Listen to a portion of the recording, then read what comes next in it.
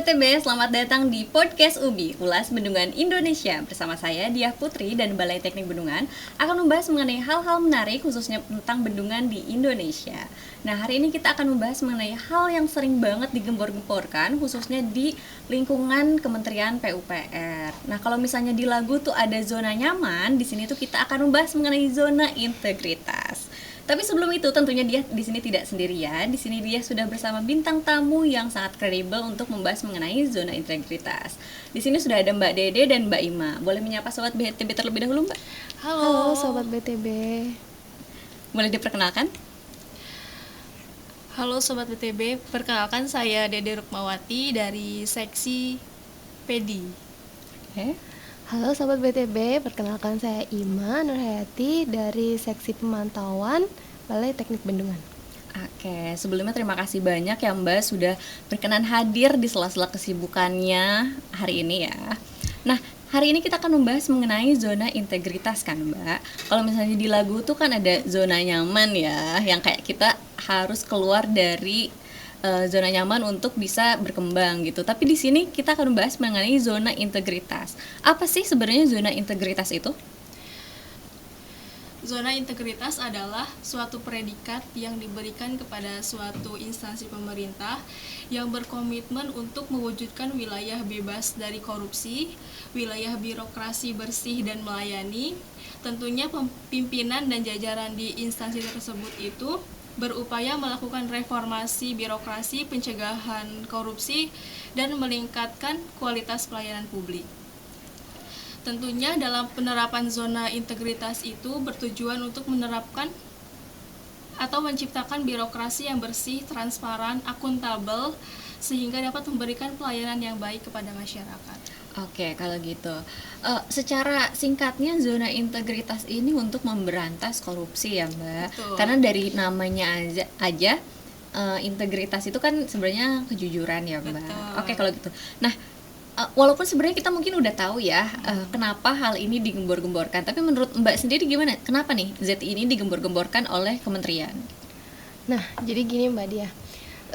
Seperti yang kita ketahui sebelumnya di Indonesia sendiri itu untuk tahun 2023 itu memiliki nilai IPK atau indeks prestasi korupsinya itu 34. Nah, nilai tersebut membawa Indonesia itu masuk ke peringkat 115 dari 180 negara yang telah dilakukan survei. Ya. Nah, nilai tersebut itu masih jauh jika dibandingkan dengan negara-negara maju seperti Denmark, Finlandia, Selandia Baru, dan negara tetangga kita sendiri seperti Singapura yang memiliki nilai IPK itu antara 80 sampai 90. Nah, berdasarkan hal tersebut, maka Presiden dan Wakil Presiden itu memberikan arahan kepada Kementerian Pendayagunaan Aparatur Negara dan Reformasi Birokrasi atau PAN-RB untuk membentuk pembangunan ZI menuju WBK dan WBBM untuk menciptakan pemerintahan yang bersih, efektif, bebas dari korupsi, terpercaya, dan berintegritas. Nah, pembangunan zona integritas sendiri itu merupakan suatu kebutuhan yang harus segera dilaksanakan dalam rangka peningkatan percepatan reformasi birokrasi itu sendiri. Seperti itu. Oke, kalau begitu. Jadi, kalau untuk nilainya sendiri, jadi semakin besar nilainya berarti semakin bagus. Sedangkan angka kita masih di 34 ya. Sedangkan untuk negara-negara maju tadi berapa sampai 90 ya, Mbak? Iya, antara 80 sampai 90. Oke, berarti mungkin target tahun ini dan selanjutnya mungkin agar nilainya selalu bertambah ya, Mbak. Iya.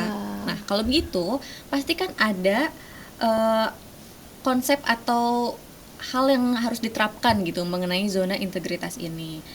Gimana sih Mbak konsep yang diterapkan di Balai Teknik Bendungan untuk ZI ini?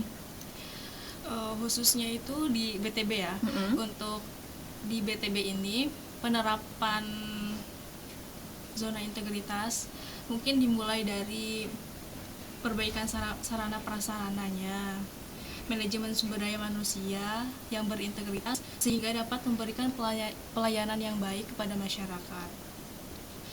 Nah, untuk di Balai Teknik Bendungan ini kan kita punya TUSI ya, sesuai dengan keputusan Dirjen nomor 21 tahun 2021 itu dia punya peta bisnis prosesnya, itu kita punya pelaksanaan tentang bimbingan teknis bendungan serta pemantauan perilaku bendungan. Jadi di setiap bisnis proses itu kita udah punya SOP-nya tersendiri. Kemudian untuk sarana prasarana lainnya kita sudah punya loket pelayanan, parkir disabilitas, dan parkir khusus wanita, pos satpam, ruang menyusui, dan lain sebagainya. Oke, berarti untuk Balai Teknik Bendungan sendiri sudah ada konsep ZI, kemudian sudah ada fasilitasnya mengenai ZI ini sendiri. Betul. Nah, kalau misalnya program atau kegiatan yang menunjang ZI ini apa sih Mbak? Ada nggak sih Mbak di BTB sendiri ya tentunya? Jadi ya Mbak Dia, sebenarnya untuk program dan kegiatan dalam menunjang ZI sendiri itu agak banyak ya, ada beberapa.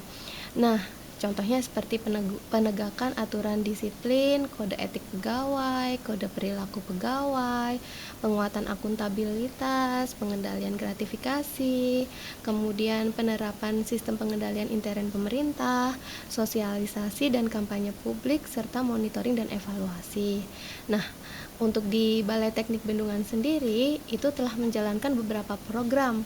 Contohnya seperti kemarin itu kita sudah mengadakan sosialisasi terkait gratifikasi dan mengundang narasumber langsung dari KPK. Baik. Nah, itu kan bagian dari program kita untuk pengendalian gratifikasi, dan nanti kedepannya di BTB juga akan dilakukan beberapa sosialisasi seperti budaya pelayanan prima seperti itu. Dan saat ini yang sedang dilakukan yaitu pembuatan video profil pembangunan ZI BTB dan peningkatan sarana prasarana kantor. Oke, kalau gitu. Tadi program dan kegiatannya cukup banyak sekali ya Mbak. Tentunya ini kalau misalnya dikerjakan hanya oleh 1-2 orang pasti sangat kewalahan ya Mbak. Nah, ada nggak di ZI sendiri ini ada divisi atau mungkin lebih dikenal sebagai Pokja ya kalau di sini? Ada nggak sih Mbak Pokjanya tersendiri gitu? Ada. Untuk Pokjanya itu ada 6 Pokja. Oke. Yang pertama itu ada Pokja Manajemen Perubahan, yang kedua itu Pokja Penataan Tata Laksana, yang ketiga itu Pokja Manajemen Sumber Daya Manusia, yang keempat itu Pokja Akuntabilitas, yang kelima itu Pokja Pengawasan, dan yang terakhir itu Pokja Pelayanan Publik. Oke, kalau gitu. Kalau Mbak sendiri nih masuk ke Pokja apa Mbak kalau gitu? Kalau saya sendiri Pokja 6 ya, Pokja Pelayanan Publik. Oke, kalau Mbak? Nah, kalau saya sendiri di Pokja Ketatalaksanaan, Pokja 2. Oke. Jadi walaupun berbeda-beda tapi konsep ZI-nya sudah ada ya Mbak, dengan tujuan yang sama tentunya ya. Oke, jadi untuk pertanyaan selanjutnya nih Mbak, ada nggak sih langkah konkret untuk melihat kepatuhan pegawai Balai Teknik Bendungan untuk melaksanakan ZI ini sendiri gitu Mbak? Untuk mendapatkan predikat zona integritas menuju WBK dan WBBM, instansi pemerintah perlu mengikuti beberapa langkah penting. Nah, saat ini yang dilakukan di Balai Teknik Bendungan yaitu yang pertama komitmen pimpinan. Jadi, pimpinan instansi harus menunjukkan komitmen yang kuat untuk mewujudkan WBK dan WBBM melalui berbagai kebijakan dan tindakan nyata. Yang kedua yaitu pembentukan tim kerja, yaitu dengan membentuk tim kerja yang bertanggung jawab atas pembangunan zona integritas. Kemudian penyusunan rencana aksi, menyusun rencana aksi yang jelas dan terukur untuk mencapai WBK dan WBBM. Kemudian pelaksanaan kegiatan dengan melaksanakan berbagai kegiatan yang telah dirancanakan seperti pelatihan, sosialisasi, dan implementasi sistem pengendalian internal. Kemudian monitoring dan evaluasi, melakukan monitoring dan evaluasi secara berkala untuk memastikan bahwa seluruh kegiatan berjalan sesuai dengan rencana dan mencapai hasil yang diharapkan. Kemudian penilaian dan pengusulan serta peningkatan berkelanjutan. Oke, kalau begitu tadi juga sudah banyak sekali ya kegiatan dan aktivitas untuk menjadikan standar tersebut sesuai dengan zona integritas. Kemudian juga sudah banyak, pastinya partisipannya tidak hanya dari yang di atas tapi sampai seluruh BTB ya Mbak kalau gitu. Nah kalau begitu ada nggak sih identifikasi kalau misalnya terjadi pelanggaran zona integritas gitu Mbak? Untuk di Balai Teknik Bendungan sendiri itu telah ditegaskan dari awal bahwa segala bentuk apresiasi itu cukup dengan terima kasih aja. Namun memang terkadang ada beberapa yang tidak dapat kami tolak. Hal-hal seperti ini biasanya akan kami kembalikan ke loket pelayanan publik yang berada di lobi bawah Balai Teknik Bendungan untuk dapat memberi penegasan bahwa kami tidak dapat menerima apresiasi dalam bentuk apapun kecuali terima kasih. Oke, kalau gitu kita berarti sangat bekerja dengan tulus ya Mbak, tanpa ada, tidak perlu mungkin kalau misalnya istilahnya kayak salam tempel atau hal sebagainya gitu ya Mbak. Nah kalau begitu sebenarnya siapa sih yang bertanggung jawab atas zona integritas di Balai Teknik Bendungan ini Mbak? Kalau yang bertanggung jawab itu ya dari mulai pimpinan kami, yaitu Kepala Balai Teknik Bendungan, kemudian tim zona integritas beserta seluruh pegawai di lingkungan Balai Teknik Bendungan. Oke, jadi secara keseluruhan semuanya ya Mbak tentunya. Pastinya semuanya. Oke, kalau begitu gimana sih caranya Balai Teknik Bendungan mengukur keberhasilan atau implementasi ZI ini gimana Mbak? Untuk mengukur keberhasilan implementasi zona integritas itu khususnya di balai-balai ya, caranya itu dengan melakukan penilaian oleh tim UKI, tim unit kepatuhan intern, dengan beberapa item penilaian sesuai dengan arahan dari Direktur Kepatuhan Intern. Oke, jadi memang sudah ada penilaiannya ya. Ada penilaiannya. Oke. Dan itu juga kita sebenarnya saya pribadi sudah sering melihat caranya teman-teman yang masuk ke Pokja ZI ramai-ramai kayak mengumpulkan berkas dan segala macamnya ya. Nah, kalau begitu sekarang kan kita sudah membahas mengenai tadi ZI, konsep ZI itu apa, kemudian juga sudah tadi ada sedikit disinggung mengenai WBK WBBM. Nah, sekarang dia akan mengajak mbak-mbak semua untuk bermain game nih Mbak.